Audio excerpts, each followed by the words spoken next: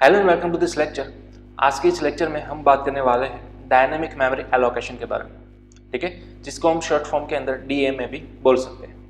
अब सबसे पहले हम बात करेंगे कि आज के सेशन में हम कौन कौन से टॉपिक्स देख लेते हैं, ठीक है। तो आज के इस सेशन के अंदर हम देखने वाले हैं सबसे पहले तो स्टैटिक मेमोरी एलोकेशन क्या होता है, वाई वी नीड डीएमए, यानी कि आखिरकार हमें डायनेमिक मेमोरी एलोकेशन की क्या ऐसी नीड पड़ गई जिसको हमें इसको सीखने आना पड़ा, ठीक है। अब तक जो मेमोरी एलोकेशन बाय डिफॉल्ट करते थे, ठीक है, वो होती थी static memory allocation.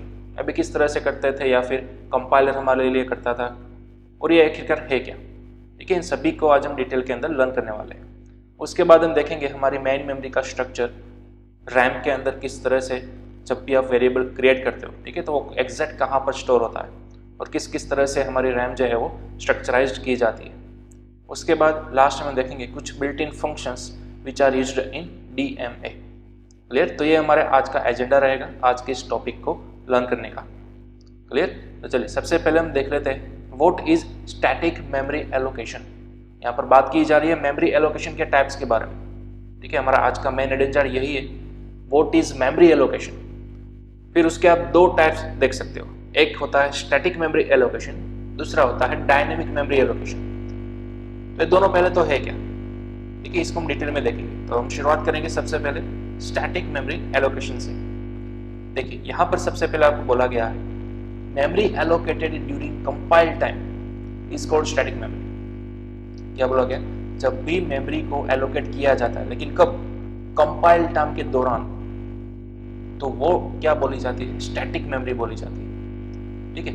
The memory allocated is fixed and can not be increased और डिक्रीज्ड ड्यूरिंग रन टाइम। यहाँ पर जब भी आप बाय डिफॉल्ट स्टैटिक मेमोरी को एलोकेट कर देते हो, ठीक है, एज ए कंपाइल टाइम, तो मेमोरी जो है वो फिक्स्ड एलोकेट हो जाती है। उसके बाद आप उसको ना ही बढ़ा सकते हो ना ही घटा सकते हो रन टाइम के दौरान, ठीक है।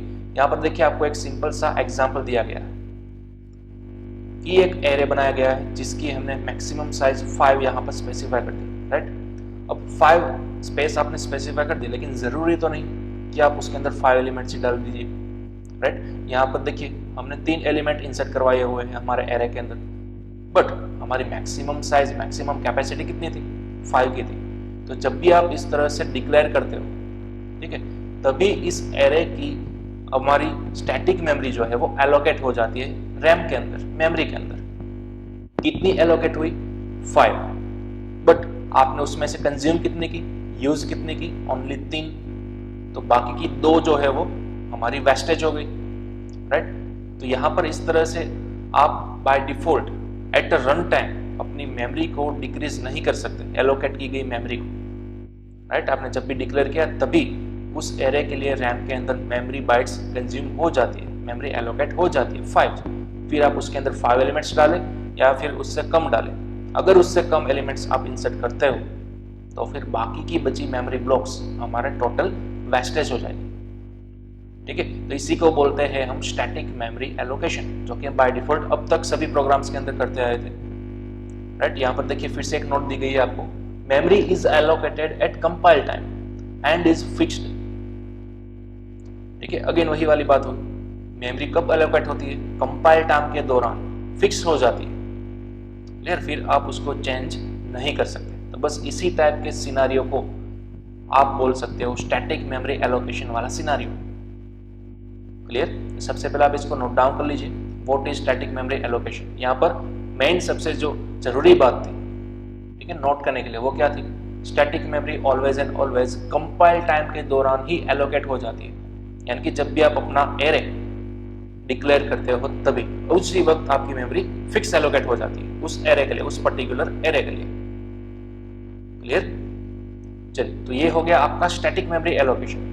अब हम बात करते हैं why we need dynamic memory allocation. Static memory allocation का सिनारियो हमने देखा और वहां पर समझा कि अगर आपकी मेमोरी वेस्टेज हो गई, ठीक है, तो फिर तो हम क्या करेंगे? तो वन टाइप ऑफ ये प्रॉब्लम आया ना, ठीक है। तो ऐसे तो कई सारे प्रॉब्लम्स अवेलेबल है। देखिए हमारा यही टॉपिक है, problems faced in static memory allocation. यहाँ पर आपको मेन 3 प्रॉब्लम्स दिखाए गए हैं। इसको नजर रखते हुए आप बोल सकते हो कि अब हमें डायनेमिक मेमोरी एलोकेशन की जरूरत है, उसकी नीड है, ठीक है। तो देखिए कौन कौन से प्रॉब्लम्स आपको स्टैटिक मेमोरी एलोकेशन के दौरान फेस करनी पड़ती है। सबसे पहला है size is fixed at the time of declaration. हमने अभी भी इंटीजर के एरे वाला प्रोग्राम देखा, right?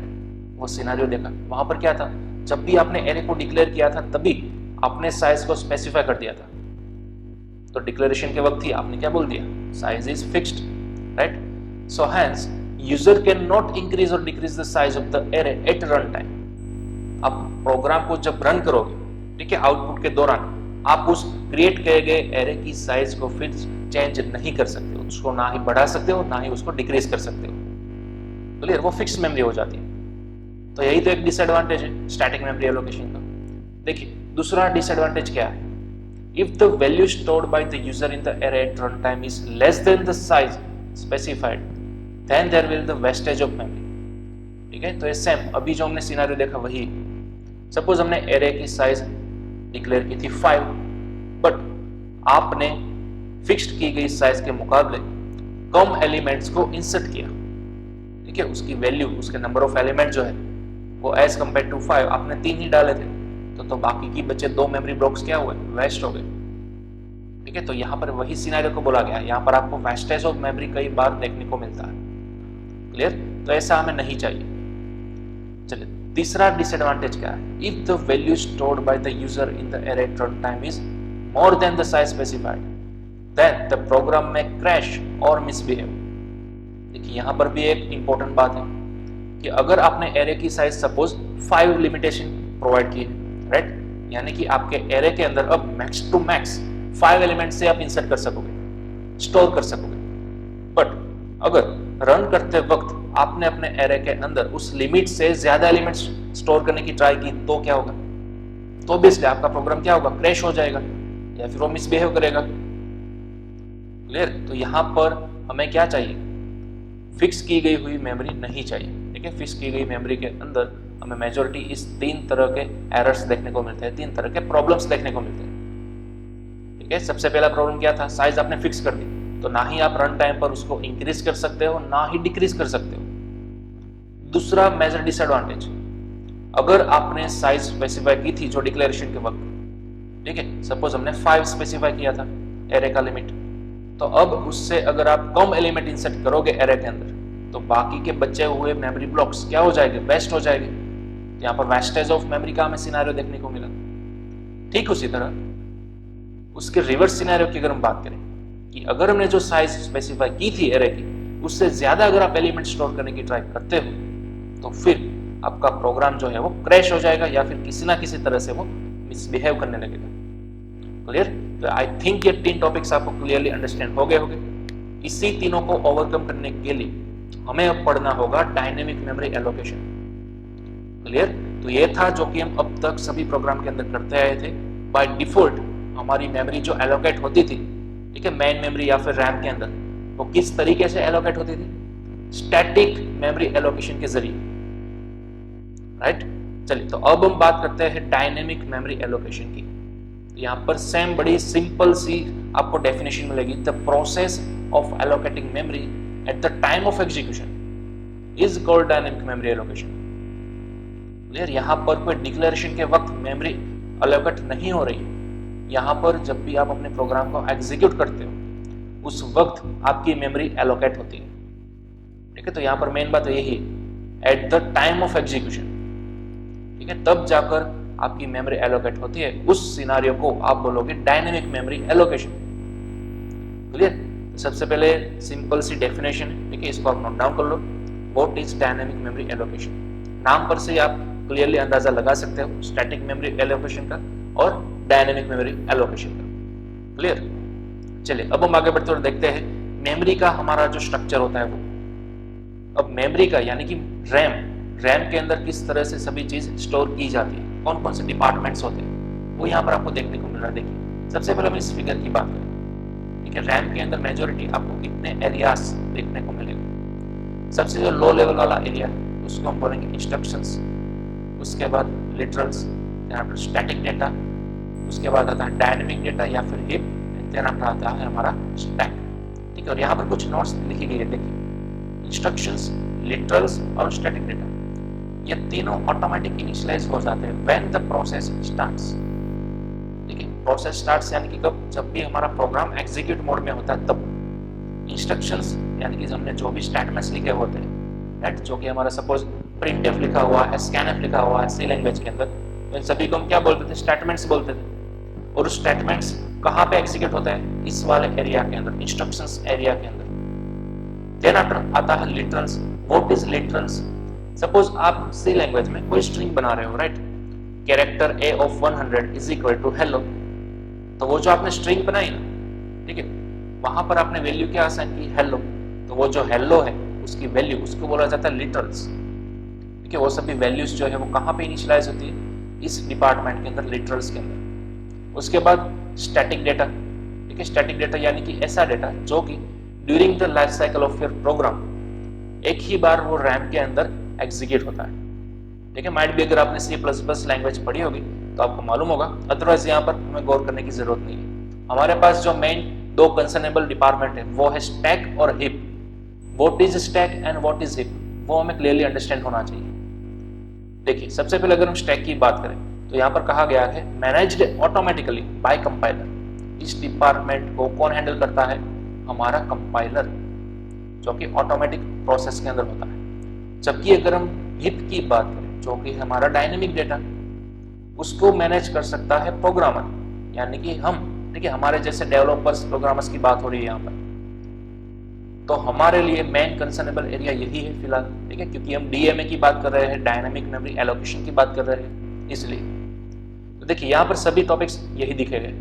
Heap is the segment of memory where dynamic memory allocation takes place, right. अब तक जो भी हम स्टैटिकली क्रिएट करते थे एरे को, वो हमारा स्टैक के अंदर क्रिएट होता था, लेकिन अब हम अपनी तरह से मेमोरी एलोकेट करना चाहते हैं डायनेमिकली, तो वो सभी जगह कहाँ पे हमें एग्जीक्यूट होकर मिलेगी, कहाँ से हमें एक्वायर करने को मिलेगी, हीप एरिया में से, राइट।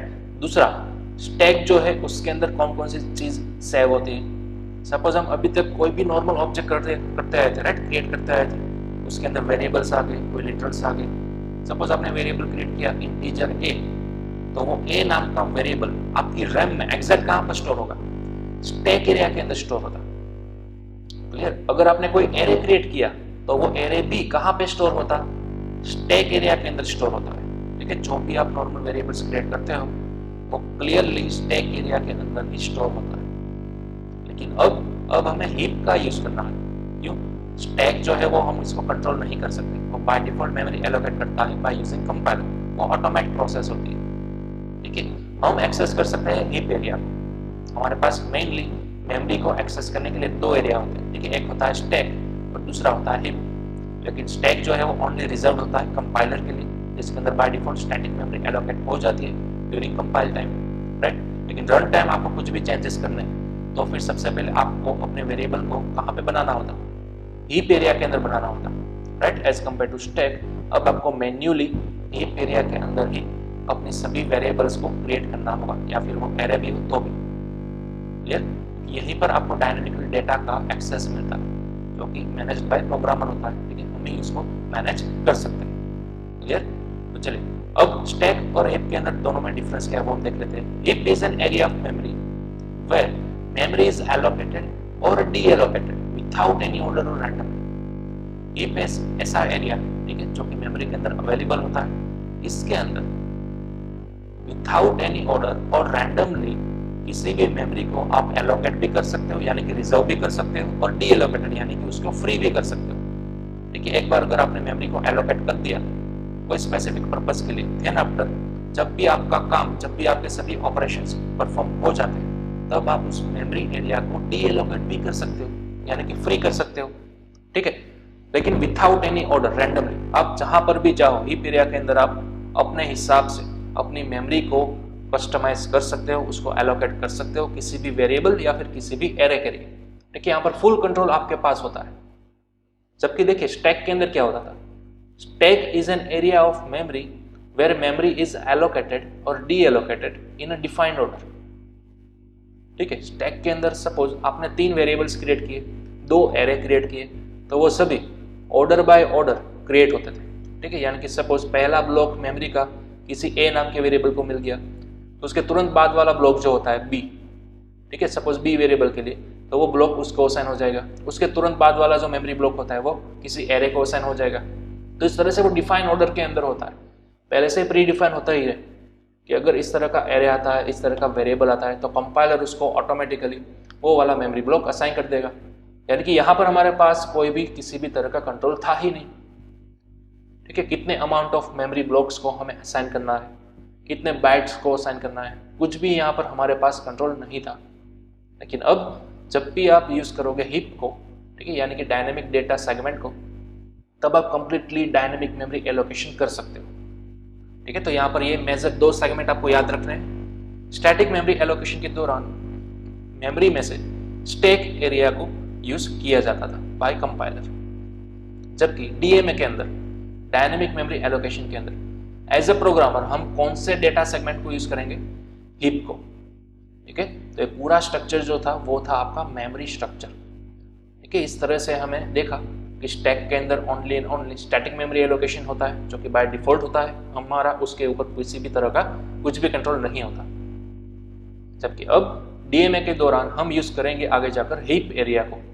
इसी के अंदर हम सभी वेरिएबल्स या फिर कुछ एरेस को क्रिएट कर सकते हैं और अपने हिसाब से अपने मनचाही वैल्यूज, अपनी मनचाही मेमोरी ब्लॉक्स, ठीक है, किसी भी बाइट्स की हम किसी भी एरे को असाइन कर सकते हैं, किसी भी वेरिएबल को असाइन कर सकते हैं, क्योंकि यहाँ पर पूरा का पूरा कंट्रोल किसके पास होता है? हमारे पास होता है एज ए प्रोग्रामर।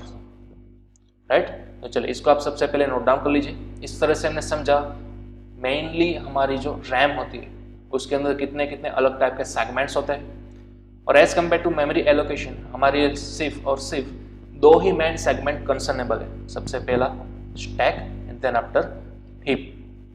क्लियर? चलिए अब हम आगे बढ़ते हैं और देखते हैं नेक्स्ट टॉपिक हमारा।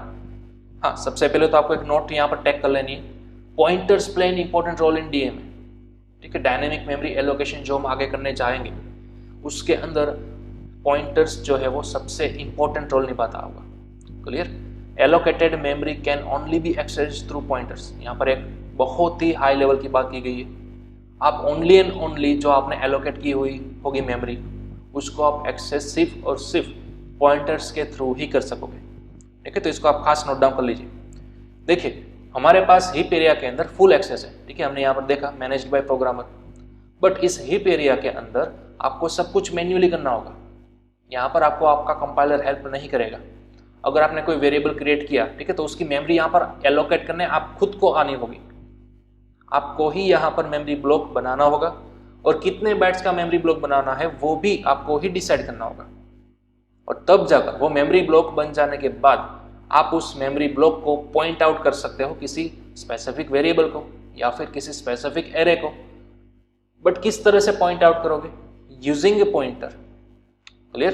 तो मेक श्योर आप सी लैंग्वेज के अंदर पॉइंटर्स का कंसेप्ट आपने क्लियर किया हुआ है। ठीक है, क्योंकि यहाँ पर अगर आपको पॉइंटर नहीं आता है, ठीक है, तो अगेन पॉइंटर्स वाले जो हमारे लेक्चर्स थे, ठीक है, इसको रिवाइज कीजिए। पॉइंटर सबसे पहले आप लर्न कर लीजिए, तभी जाकर आप आगे डीएमए कंसेप्ट को कंप्लीटली अंडरस्टैंड कर सकेंगे। ठीक है, तो यहाँ पर मेनली हमारा जो प्रोसेस होगा डीएमए का वो हम यूज करेंगे यूजिंग पॉइंटर्स। पॉइंटर्स की मदद से ही सभी मेमोरी को हम क्रिएट करेंगे और मेमोरी लोकेशन को हम एक्सेस करेंगे। क्लियर? तो यहाँ पर एक खास चीज आपको नोट डाउन कर लेनी है। चलिए अब नेक्स्ट हम बात करेंगे फंक्शंस ऑफ डीएमए की। डायनेमिक मेमोरी एलोकेशन को एग्जीक्यूट करने के लिए या फिर इसको लर्न करने के लिए या फिर बोल सकते हो इंप्लीमेंट करने के लिए आपके पास कुछ चुनिंदा सी लैंग्वेज के बिल्ट इन फंक्शंस अवेलेबल है।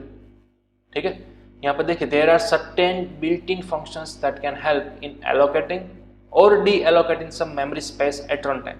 अब हमारा मेन गोल डीएमए के अंदर तो यही है ना कि हम मेमोरी स्पेस को एट रन टाइम एलोकेट कर सके अपने हिसाब से, और सर्टेन ऑपरेशंस परफॉर्म हो जाने के बाद हम उस मेमोरी स्पेस को डी एलोकेट भी कर सके, यानी कि रिलीज भी कर सके। राइट, यही तो हमारा गोल है। लेकिन आप इस सभी ऑपरेशंस को किस फंक्शंस की मदद से एग्जीक्यूट करोगे? तो यहाँ पर हमारे पास बिल्ट इन फंक्शंस अवेलेबल है। देखिए सबसे पहला है हमारे पास मेलॉक। ठीक है, यहाँ पर मेलॉक का फुल फॉर्म होता है मेमोरी एलोकेशन, और ये सभी जो फंक्शंस हम देखेंगे ये सभी हमारे सी लैंग्वेज के अंदर मौजूद बिल्ट इन फंक्शंस है। ठीक है, तो सबसे पहला है मेलॉक, यहाँ पर इसका फुल फॉर्म नोट कर लेना, मेमोरी एलोकेशन। उसके बाद है कैलॉक, उसका फुल फॉर्म होगा कंटिग्यूअस एलोकेशन, ठीक है। देन आफ्टर है हमारा री एलोक, यानी कि री एलोकेशन, मेमोरी का आपको री एलोकेशन करना है। एक बार तो आपने ऑलरेडी कर दिया, फिर डजंट मैटर वो आपने मेलोक से किया हो या फिर कैलोक से किया हो, ठीक है। रिलॉक फंक्शन की मदद से आपने ऑलरेडी जो मेमोरी एलोकेशन करके रखी है उसमें आप मॉडिफिकेशन कर सकते हो, चेंजेस कर सकते हो।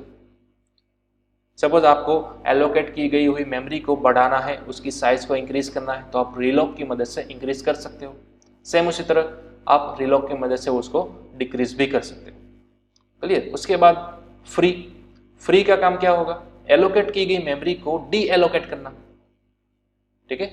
मैंने अभी बोला, जब भी आप कोई सर्टेन ऑपरेशंस परफॉर्म कर लेते हो, उसके बाद आपने जो स्टार्टिंग के अंदर मेमोरी को एलोकेट किया हुआ होगा उसको आपको क्या करना होगा? रिलीज भी करना होगा, डी एलोकेट भी करना होगा रैम में से। क्लियर। तो वो डी एलोकेट करने का काम, मेमोरी को रिलीज करने का काम हम किस फंक्शन की मदद से कर सकते हैं? फ्री फंक्शन की मदद से। क्लियर। तो इस तरह से हमारे पास टोटल 4 बिल्ट इन फंक्शन है। अगेन मेलोक, कैलोक, री एलोक और फ्री, ठीक है। तो हमें इन चारों फंक्शंस को डिटेल के अंदर देखना है, ठीक है, यूजिंग डीएमए। पूरा जो हमारा डीएमए डायनेमिक मेमोरी एलोकेशन का जो कंसेप्ट है, ठीक है, वो हमें इन्हीं चारों फंक्शन से सीखना है, ठीक है, सी लैंग्वेज के अंदर, मेलोक, कैलोक, री एलोक एंड फ्री। चलिए यहाँ पर सबसे पहले मैं ओवरव्यू आपको बता देता हूँ इन चारों का। मेलोक फंक्शन क्या करता है? नाम पर से हमें मालूम पड़ रहा है, मेमोरी एलोकेशन, ठीक है। आप अपनी मनचाही मेमोरी बाइट्स को एलोकेट कर सकते हो। सपोज अगर आपको 4 बाइट्स रैम में खाली चाहिए किसी स्पेसिफिक वेरिएबल के लिए या फिर किसी सर्टेन ऑपरेशन के लिए, तो 4 बाइट को आप रिजर्व कर सकते हो, ठीक है, एलोकेट कर सकते हो यूजिंग दिस फंक्शन मेलोक। ये क्या करेगा? एक सिंगल ब्लॉक आपका क्रिएट कर देगा रैम के अंदर, ठीक है। मेलोक फंक्शन एक सिंगल मेमोरी ब्लॉक को क्रिएट करेगा और वो मेमोरी ब्लॉक जितनी भी बाइट्स का आप चाहो उतनी बाइट्स का आप क्रिएट कर सकते हो। सपोज आपको 100 बाइट्स का एक single large memory block create करना है, तो अगेन आप मेलोक फंक्शन की मदद से कर सकते हो। क्लियर। लेकिन यहाँ पर हमारे पास सिर्फ और सिर्फ एक ही ब्लॉक क्रिएट होता है यूजिंग मेलोक। क्या होगा अगर आपको अनलिमिटेड या फिर n number of blocks create करने हैं रैम के अंदर कोई स्पेसिफिक रीजन की वजह से, तो वहां पर आप यूज करोगे कैलोक फंक्शन को। कैलोक का मतलब होता है contiguous allocation. As compare to malloc, यहां पर आप n number of memory blocks create कर सकते हो यूजिंग कैलोक। सपोज आपको 4 बाइट्स के 10 ब्लॉक अलग अलग चाहिए थे। अगेन ध्यान से सुनिएगा, आपको अपनी मेन मेमोरी के अंदर total 10 number of blocks create करने हैं, ठीक है। 10 डिपार्टमेंट आपको क्रिएट करना है, 10 मेमोरी ब्लॉक्स क्रिएट करना है, लेकिन उन सभी ब्लॉक्स की साइज कितनी होनी चाहिए? 4 बाइट्स की। तो ऐसा आप यूजिंग कैलोक फंक्शन कर सकते हो। फिर से दोनों का डिफरेंस सुन लीजिए। मेलोक क्या करेगा? एक ही मेमोरी ब्लॉक क्रिएट करेगा रैम के अंदर, ठीक है, जितनी भी आप बाइट्स चाहो उतने बाइट्स वाला एक ही सिंगल मेमोरी ब्लॉक क्रिएट करेगा। जबकि कैलोक n number of memory blocks create कर सकता है, वो भी आप जितनी साइज चाहते हो उतनी साइज वाले। सपोज हमने प्रॉपर प्रोवाइड किया कि सपोज मुझे 5 बाइट्स के 3 ब्लॉक्स चाहिए, ठीक है, तो कैलोक आपको टोटल 3 ब्लॉक्स बनाकर देगा रैम के अंदर और उन तीनों ब्लॉक्स की साइज कितनी होगी? 5 बाइट्स। क्लियर। तो ये दोनों का डिफरेंस है मेलोक का और कैलोक का। उसके बाद बात आती है री एलोक की। हमने अभी भी बात की, री एलोकेशन ये करता है, ठीक है। फिर चाहे आपने मेलोक के जरिए या फिर कैलोक के जरिए मेमोरी ऑलरेडी एलोकेट करके रखी हुई है, लेकिन किसी रीजन की वजह से आपको उस एलोकेट की गई मेमोरी को चेंजेस करना है, मॉडिफाई करना है। सपोज आपको उस मेमोरी ब्लॉक्स की साइज को बढ़ाना है, इंक्रीज करना है या फिर उसको डिक्रीज करना है, तो वो काम आप री एलोक की मदद से करोगे, ठीक है। री एलोक का फुल फॉर्म ही होता है री एलोकेशन ऑफ मेमोरी। क्लियर। और सपोज एट द एंड सब कुछ ऑपरेशन हो जाने के बाद, सभी चीज परफॉर्म हो जाने के बाद आप एट द लास्ट क्या परफॉर्म करोगे? D allocating of memory using free function. Free function क्या करेगा? ऑलरेडी जो आपने मेमोरी बनाकर रखी थी, ठीक है, हीप एरिया के अंदर, अब उस मेमोरी के अंदर कोई आपने सर्टेन वैल्यूज को डाल दिया, ठीक है, उसके ऊपर कोई सर्टेन ऑपरेशंस परफॉर्म कर लिए, उसके बाद उस मेमोरी को हमारा कोई काम ही नहीं है, वो मेमोरी अब यूजलेस है। हमें जो भी ऑपरेशन करने थे वो हमने ऑलरेडी कर लिए, हमें आउटपुट मिल चुका है, तो अब एज ए प्रोग्रामर की रिस्पॉन्सिबिलिटी क्या आती है, वो जो मेमोरी हमने डायनेमिकली एलोकेट की हुई थी उसको हम रिलीज कर दें ताकि इन फ्यूचर वो कोई और दूसरे काम के लिए यूज में कर सके हम, राइट। तो मेमोरी को रिलीज करने के लिए या फिर डी एलोकेट करने के लिए हम आगे जाकर यूज करेंगे फ्री फंक्शन का। क्लियर। तो इस तरह से हमारे पास टोटल 4 फंक्शंस अवेलेबल है, मैलोक, कैलोक, रीएलोक और फ्री। क्लियर। और इन्हीं बिल्ट इन फंक्शंस की मदद से हम पूरे डीएमए कंसेप्ट को देखने वाले हैं। क्लियर। चलिए, तो आज के सेशन को हम यहीं पर स्टॉप करते हैं, ठीक है। और नेक्स्ट लेक्चर के अंदर हम देखेंगे चारों फंक्शंस को डिटेल के अंदर with theory and with practical. Clear. लेकिन तब तक मेक श्योर आप इन सभी चीज़ों को एक बार और रिवाइज कर ले, ठीक, खास करके ये मेमोरी स्ट्रक्चर को। यहाँ पर मेन कंसर्नेबल एरिया फिर से मैं रिपीट कर रहा हूँ, हमारे पास 2 है, एक है हमारा स्टैक और दूसरा है हमारा डायनेमिक डेटा जिसको हम बोलेंगे हीप। अब तक जो भी आप प्रोग्राम करते आए थे, अगेन अब तक जो भी आप प्रोग्राम करते थे, जितने भी वेरिएबल्स या फिर एरे को क्रिएट करते थे, वो दोनों कहाँ पे बनते थे, ओनली स्टैक के अंदर, क्योंकि उसकी मेमोरी का कंट्रोल हमारे पास नहीं था, वो सब कुछ कंपाइलर डिसाइड करता था ऑटोमेटिकली। सपोज आपने एरे 5 की साइज का बनाया तो 5 मेमोरी ब्लॉक्स यहां पर क्रिएट होते थे स्टैक के अंदर। क्लियर। अब हमें क्या करना है, पूरा कंट्रोल लेना है मेमोरी का असाइन करने का या फिर डी एलोकेट करने का, तो वो सभी हम कर सकते हैं यहाँ पर हीप एरिया के अंदर। और ये सभी जो स्ट्रक्चर है, ठीक है, ये सभी हम मेमोरी की बात कर रहे हैं, रैम की बात कर रहे हैं, जो हमारी मेन मेमोरी होती है उसी के अंदर ये सभी सेगमेंट्स होते हैं। क्लियर। तो हमारे लिए ये सेगमेंट्स काम का है, हीप। ओके। चलिए, तो अब हमारे इस सेशन को करते हैं हम फिनिश, ठीक है। अब हम मिलते हैं हमारे नेक्स्ट सेशन के अंदर। तब तक मेक श्योर आप पॉइंटर को भी एक बार रिवाइज कर ले, ठीक है, क्योंकि हमारे डीएमए के अंदर मेन जो मेजर हमारा फोकस होगा वो हम पॉइंटर की मदद से ही करेंगे। पॉइंटर की मदद से ही आप डीएमए को इम्प्लीमेंट कर सकते हैं, ठीक है, ऐसा भी मैं बोल सकता हूँ, क्योंकि विथआउट पॉइंटर आप किसी भी फंक्शन को, जो भी हमने बिल्ट इन फंक्शंस की अभी बात की, किसी भी फंक्शन को इम्प्लीमेंट नहीं कर सकते। यहाँ पर कंपल्सरी आपको पॉइंटर का कंसेप्ट क्लियर होना चाहिए। ओके।